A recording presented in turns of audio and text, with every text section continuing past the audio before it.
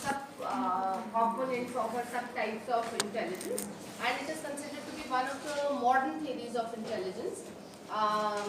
The basic three types of human intelligence that he talks about is the intellectual capacities that an individual utilizes in making a link between himself and the internal world. जो उसके अंदर की internal world है, internal capacity, the internal thought processes है, उसके साथ जो link बनाते हैं और जहाँ जो इंटेलेक्चुअल हमारी एबिलिटीज वहाँ यूटिलाइज होती हैं, that is one part of intelligence that he talks about, and it is called componential और analytical intelligence.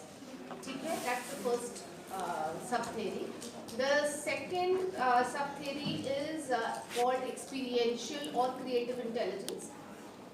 That is that part of intelligence that you use in order to make a bridge between your internal capacities and the external world.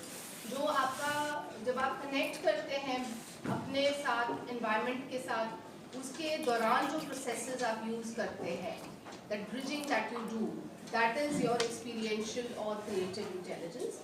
And the third intelligence that he talks about is that is contextual or practical intelligence. That focuses on those capacities that are utilized in making sense of the external world. That is talking about your link with the external world.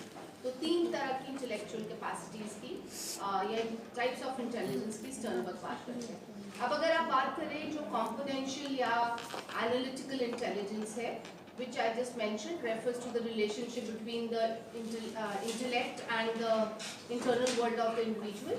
ये वो abilities हैं जो आपको critical, जैसे आपकी critical thought या analytical skills है, that is your ability which is utilized here, and research has shown that people who are high on this ability, the first type, that is your componential or analytical intelligence, they prove to be excellent students. अच्छे students माने जाते हैं, they score well on academic scores, या उनका academic potential excellent होता है, या standard test of academic potential पर उनका score काफी अच्छा आता है. दूसरा अगर जो आप बात कर रहे हैं एक्सपीरियंशियल या क्रिएटिव इंटेलिजेंस की, ये यहाँ पर जो आप एबिलिटीज अपनी यूज कर रहे हैं, that is insight and your ability to formulate new ideas. Now people who are high on this dimension, they are very good at zeroing in on information that is relevant. So problem solving में जब बहुत सारा chaotic alternatives होते हैं, वहाँ पर deductions करके कौन सा relevant है उसको अच्छे से देख पाना और situation में meaningful को irrelevant से अलग कर पाना, ये skill इनमें high होती है. Or moreover they are very good at connecting unrelated things together and making sense out of it. That is why they are very good at creative intelligence. बिल्कुल अलग सी चीज़ों को जोड़कर कुछ नया कर लेने की skill इनके पास होती है. Now these kind of people, they would prove to be excellent scientists or researchers. So discoveries करने में इनका दिमाग बहुत सही से चलता है. ठीक है, that's the second type. And the third type is contextual or practical intelligence. Here you are talking about those intellectual capacities that you use to make to formulate your link with the external world or to use these mechanisms in your daily life. Everyday life को और आसान और sensible बनाना, और उसके लिए जो तुम capacities use करते हो, वो आपका practical intelligence है. ज़रूरी नहीं है कि यहाँ पर education का role हो. Some people might be illiterate also, but they are very good with practical intelligence.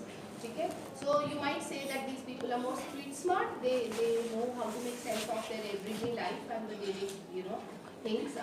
एक बहुत simple सा अगर मैं example दूँ, normally हम उसको time management की भी वो बात कर सकते हैं, लेकिन अगर आपके पास बहुत सारे काम हो घर में या बाहर भी, तो आप एक cognitive processing करते हैं, पहले ये करूँगी फिर ऐसे strategy बना के चलते हैं कि क्या क्या करना है.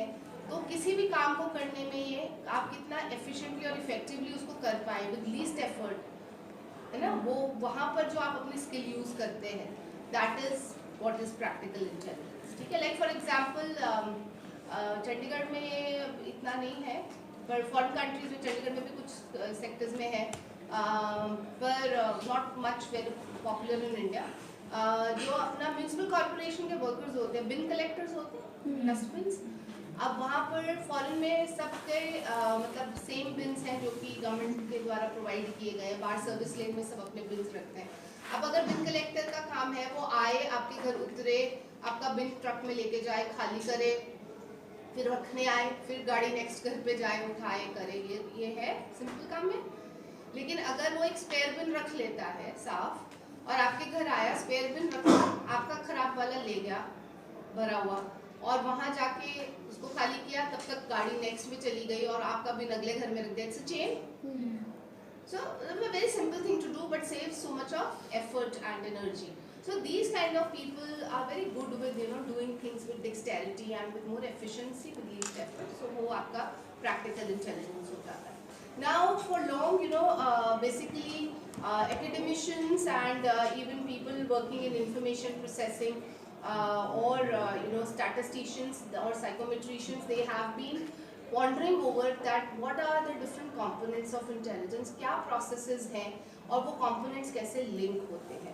Now when they try to think about that, they first and foremost talked about the first sub-theory of intelligence, that is your intelligence and the internal world. अब अगर आप इसमें बात करते हैं और उनके काम को अगर आप देखें, so they came up with 3 basic components that are essential when you're talking about the sub-contextual theory first, जो आप internal world के साथ आप बात कर रहे हैं, which is the analytical intelligence or the componential intelligence. Anyone? 3 processes, 3 components? नहीं पढ़ा नहीं है स्टर्नबर्ग? भूल गया? Okay. 3 components are, the first is meta components, the second is performance component, and the third one is knowledge acquisition component. ठीक है? आपके meta components वो components हैं जो कि basically higher order processes माने जाते हैं, creative processes, and they are the ones which plan what you're going to do. तो जो strategy making है, आपका plan making है, वो आपका meta components करते हैं.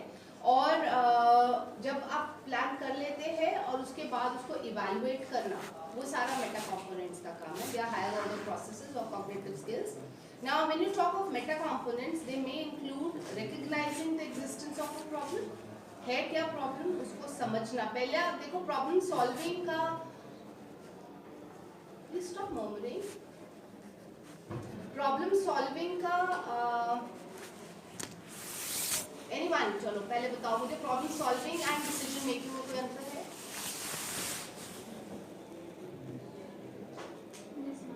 Now the decision can be made without a problem even being there. Problem. Okay. Okay. What is decision making? Deciding what needs to be done. Choosing a solution.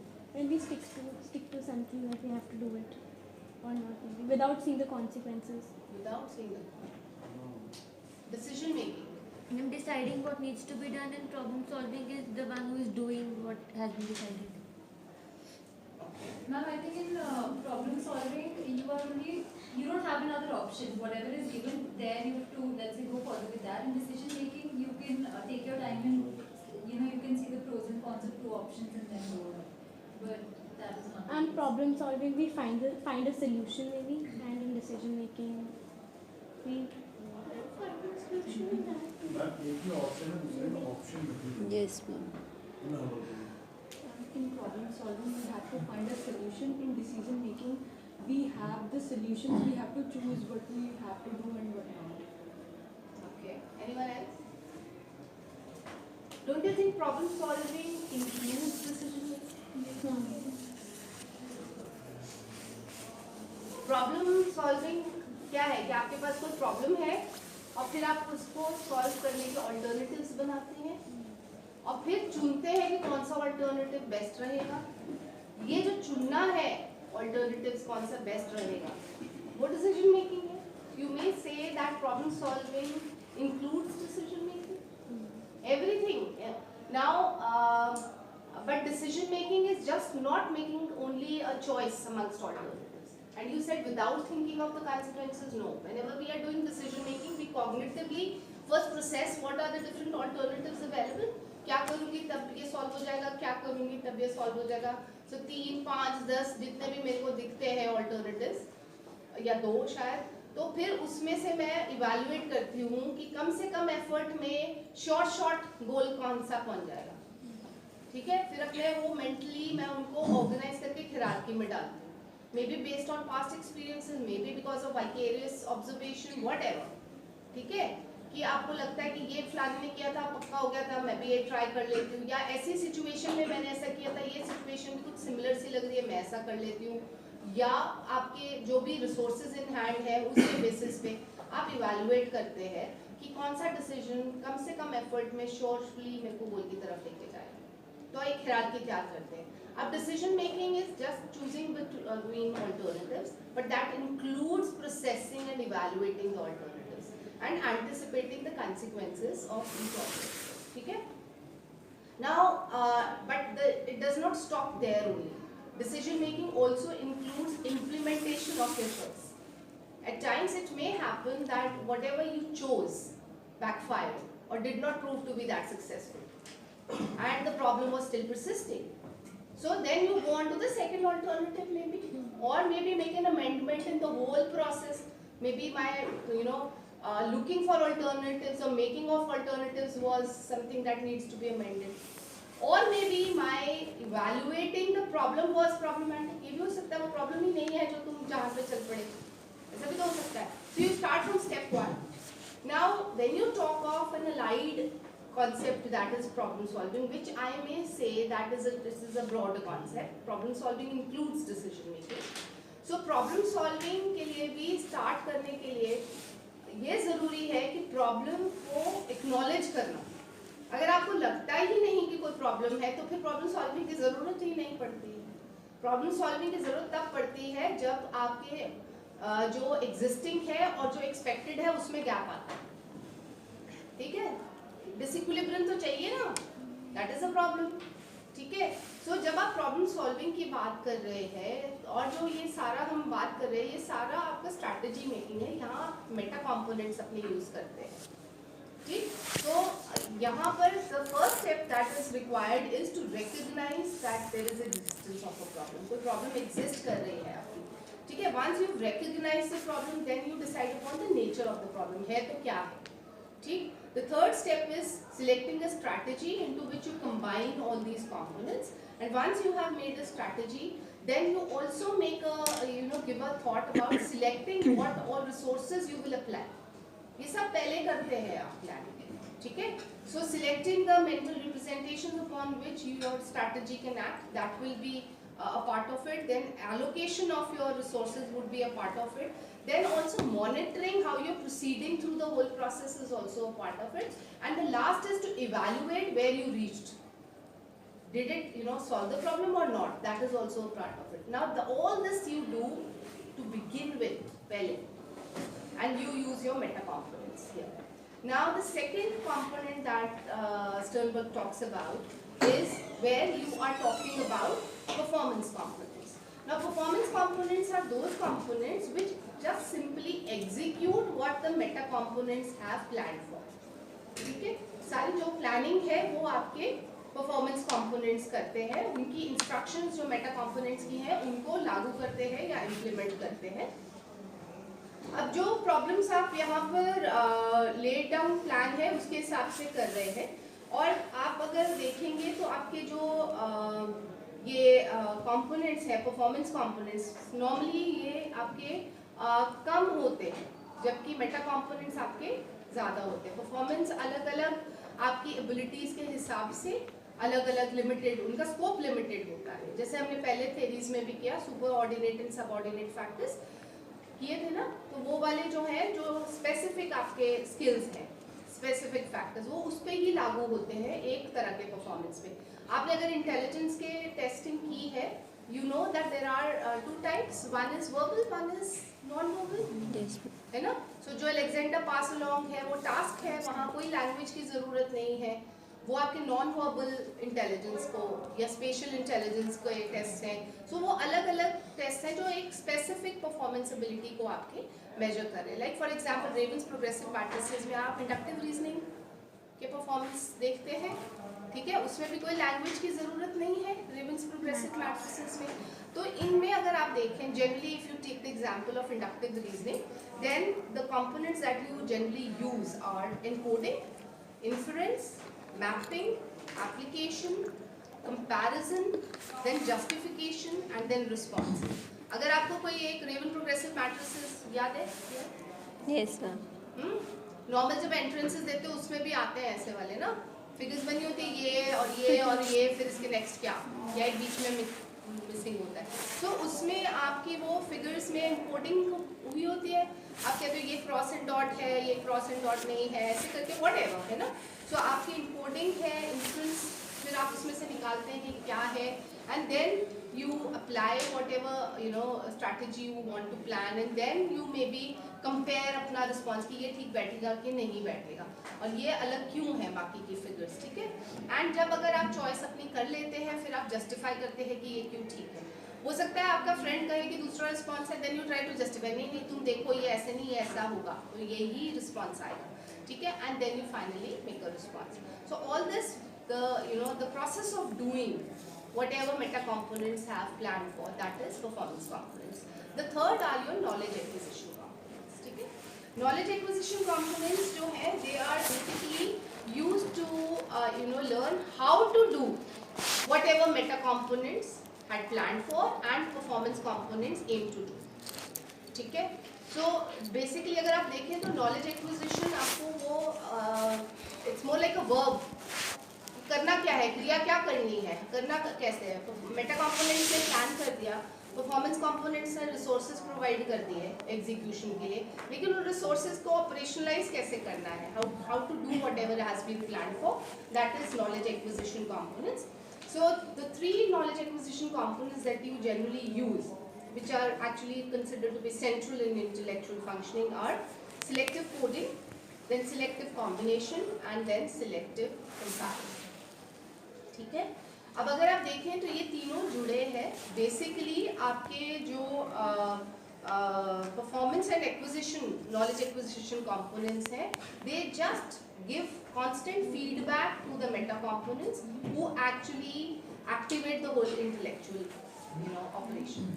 पूरी आपकी intelligence को operationalise जो करता है वो आपके मेटा कंपोनेंट्स करते हैं, और फिर कॉन्स्टेंटली आपके परफॉर्मेंस कंपोनेंट और नॉलेज एक्विजिशन कंपोनेंट उसको फीडबैक देते रहते हैं कि हम इस तरह कर रहे हैं या ये प्लानिंग है और हम ऐसे एग्जीक्यूट कर रहे हैं, ठीक है। So they work in tandem all three of them. I hope it's clear. Okay, now coming on to the second type of intelligence, second sub-theory of intelligence, that is creative intelligence. Now here you are talking about the components of information processing which are utilized to make a bridge between your internal world and the external world or the environment, ठीक है। How do you actually connect? So वो जो आपका link है उसके तहत क्या होता है, that is where you are talking about how you experience the environment. So it is basically जो हमने शायद एक कॉन्सेप्ट किया अल्फा प्रेस और बीटा प्रेस, याद है? Yes. Alpha press is your external environment. Beta press is how you experience that environment. So basically वो जो experiential part है वो ये वाला intelligence आपका है। Now इसमें अगर आपने study करना हो, so they say for the sake of understanding, they say that if you try and apply these in two very distinct types of tasks.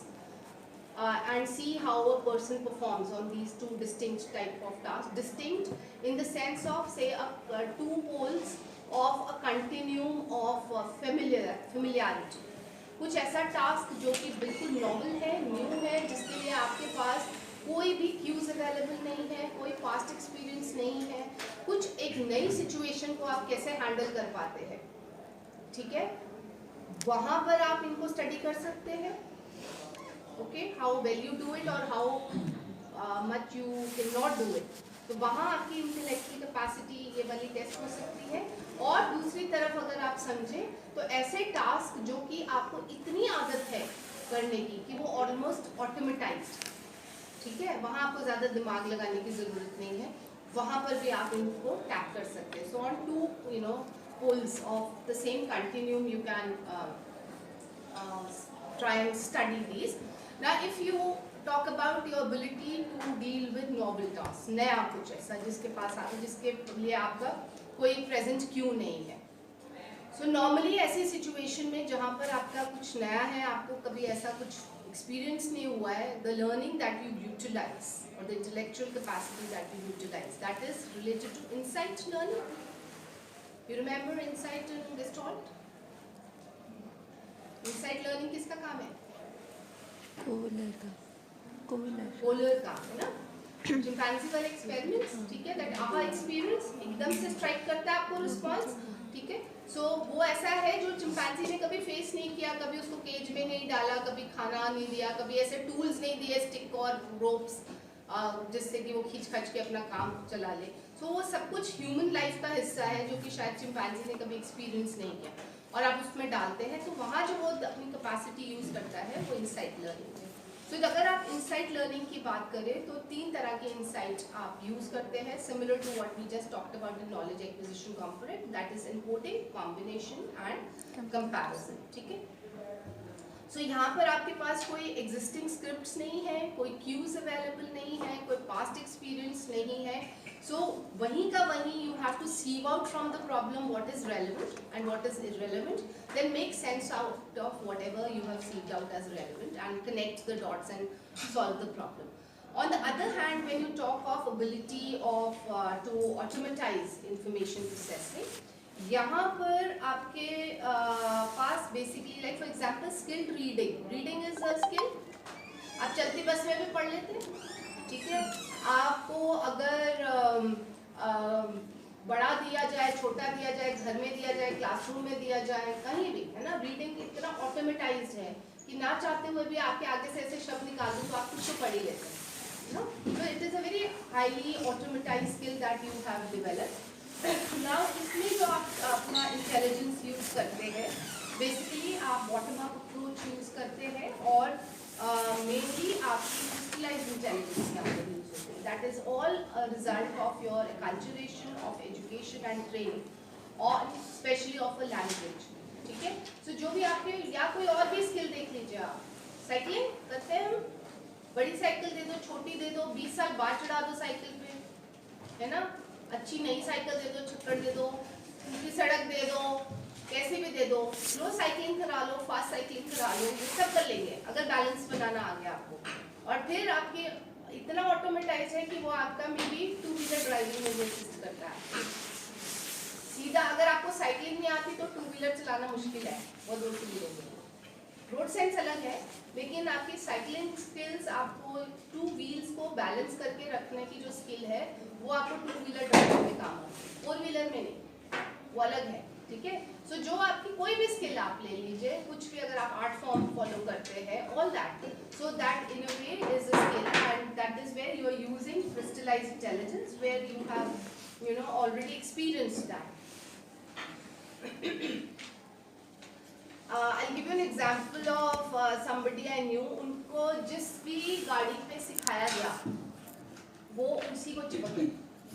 World of the individual.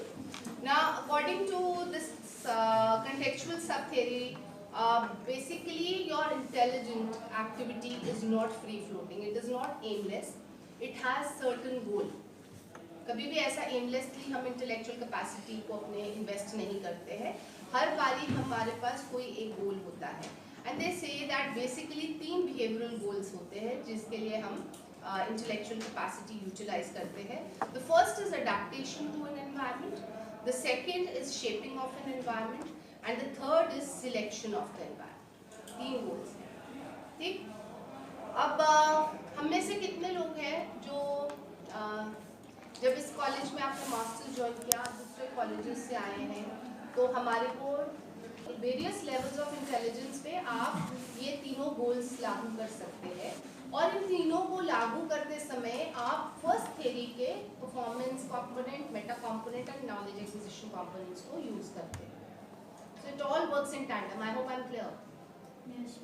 ठीक है. अब बात यह आती है कि अगर आप देखें elements of these 3 theories and how they are related, तो रिसर्च हैज शोन जो आपका फर्स्ट सब थ्योरी है दैट इज कल्चरली फेयर. ठीक है, जो आपके परफॉर्मेंस कंपोनेंट्स, मेटा कंपोनेंट्स और नॉलेज एक्विजिशन कंपोनेंट्स हैं, ये कल्चरली डिटर्मिन्ड नहीं है. They are very similar to what we say is your fluid intelligence. Every human will have these kind of capacities, different levels, but then they are universally available and they are not culturally determined. So mostly all humans share these three types of components. Okay, at different degrees होंगी, लेकिन we share the same. But cultural implant का असर पड़ता है आपकी practical intelligence पे और आपकी जो second है intelligence उस पर. ठीक है, सो यहाँ पर जो आपकी टेस्टिंग है या साइकोमेट्रिशियन जो टेस्ट बनाते हैं वो कल्चरली स्पेसिफिक बनाते हैं. लाइक फॉर एग्जांपल, अगर आपकी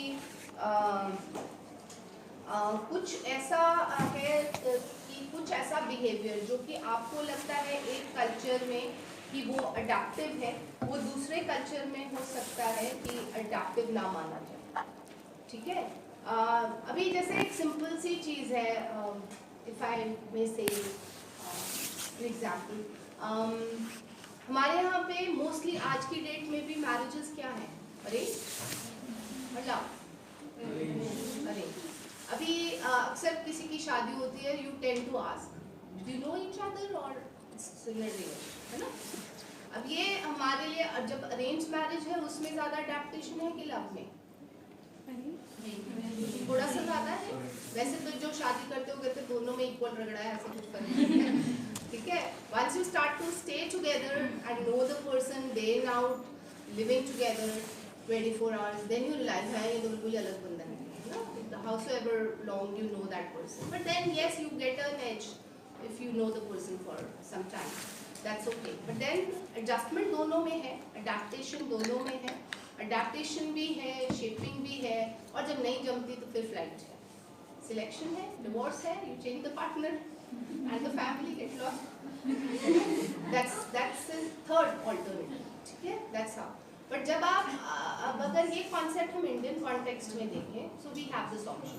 if you talk about marriages in foreign and somebody gets married and you ask that person, I tried this, that love और arrange, they give you that look कि है ये क्या होता है. They don't have a concept of arranged marriage in West. बिल्कुल अलग है. So उनके लिए ऑप्शन ही एक ही अवेलेबल है, एंड उनको ये बड़ा फनी लगता है कि how can you just start living with a person whom you never met and your parents chose for you, isn't it? So वो उनका तो बड़ा वो बढ़ जाता है हमारे लिए शायद आदर सम्मान की, एक स्ट्रेंजर के साथ आप ओवरनाइट कैसे बिल्कुल शिफ्टिंग करके रहना शुरू कर देते हैं. तो तुम्हें नहीं लगता कि ये अडेप्टेशन ज़्यादा कल्चरल स्पेसिफिक है? जो हमारे कल्चर में अडेप्टेशन है वहाँ पर वो लागू ही नहीं होता है ऐसा. सो आपके जो ये बाकी के दो सब पार्ट्स हैं थ्योरी के, ये कल्चरली आपके रिलेटिव हैं, डिफरेंट कल्चर्स में डिफरेंट तरीक़ा से लागू होते हैं. ठीक है, सो आपका ऑल्सो सिलेक्शन अगर आप देखें, that is dependent on, again culturally specific, depending upon what all alternatives are available to you for to select from. अब अगर coming back to my concept of the जो example of marriage, आज के date में हमारे पास एक option हो गया है.